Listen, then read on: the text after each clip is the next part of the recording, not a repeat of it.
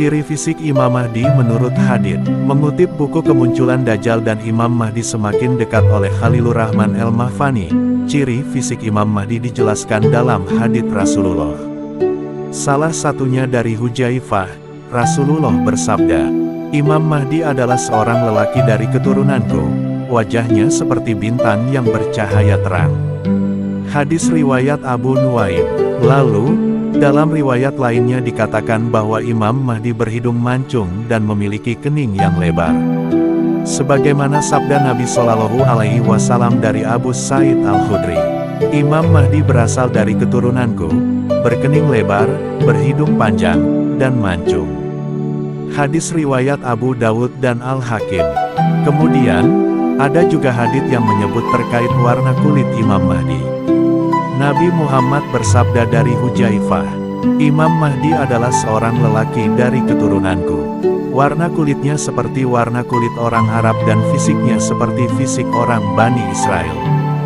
Hadis riwayat Abu Nuaim. Tanda kemunculan Imam Mahdi di bumi. Setidaknya ada beberapa tanda kemunculan Imam Mahdi di bumi.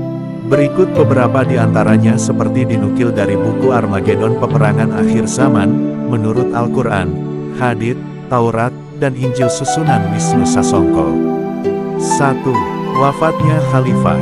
Salah satu tanda kemunculan Imam Mahdi ke bumi adalah wafatnya Khalifah.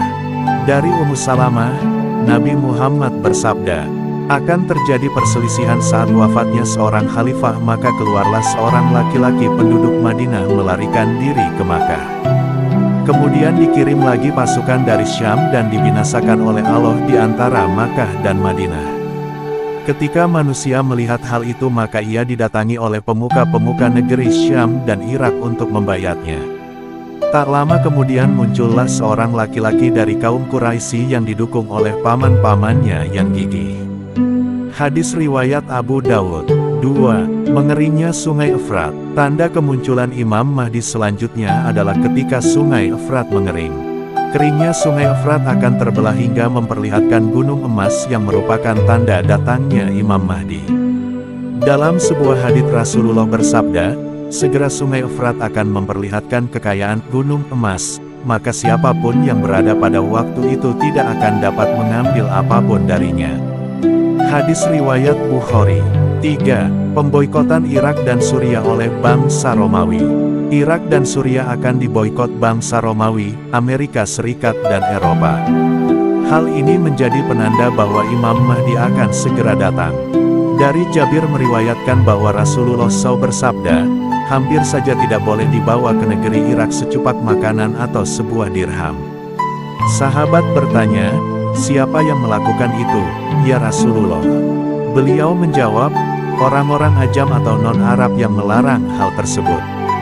Kemudian beliau berkata, hampir saja tidak boleh dibawa secupak makanan atau sebuah dinar kepada penduduk Syam. Sahabat kembali bertanya, siapa yang melakukan itu, ya Rasulullah?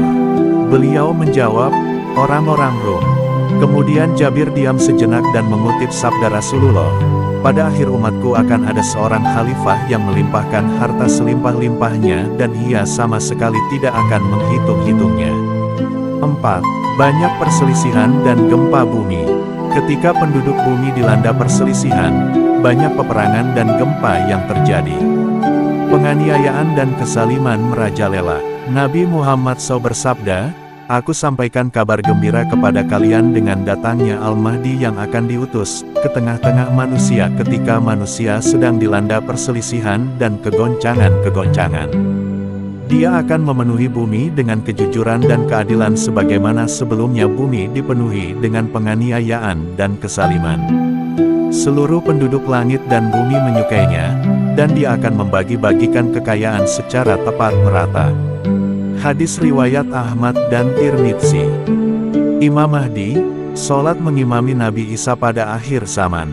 Menukil dari buku 25 Nabi banyak bermukjizat sejak Nabi Adam hingga Nabi Muhammad, karya Utsman bin Affan bin Abul As bin Umayyah bin Abdus Syams, turunnya Nabi Isa ke bumi untuk menyerukan manusia mengikut ajaran Rasulullah. Disebutkan dalam hadisnya, bahwa hal pertama yang Isa alaihi salam lakukan adalah menunaikan salat dengan dipimpin Imam Mahdi. Sebagaimana sabda Rasulullah yang berbunyi, sekelompok dari umatku akan terus berperang demi kebenaran secara terang-terangan hingga hari kiamat. Saat Isa ibn Maryam turun, pemimpin mereka Al-Mahdi akan berkata, "Datanglah dan pimpinlah salat kami." Namun, Isa akan menjawab, "Tidak, sesungguhnya sebagian dari kalian adalah pemimpin bagi sebagian yang lain, sebagai kehormatan yang diberikan Allah kepada umat ini, umat Islam." Hari Muslim dan Ahmad. Kemudian pada riwayat lainnya turut diterangkan hal serupa. Tiba-tiba Isa AS sudah berada di antara mereka dan panggilan salat dikumandangkan. Kemudian, seseorang berkata kepadanya, "Majulah dan pimpinlah salat, wahai Ruh Allah." Isa menjawab, "Biarlah pemimpin kalian yang maju dan mengimami salat."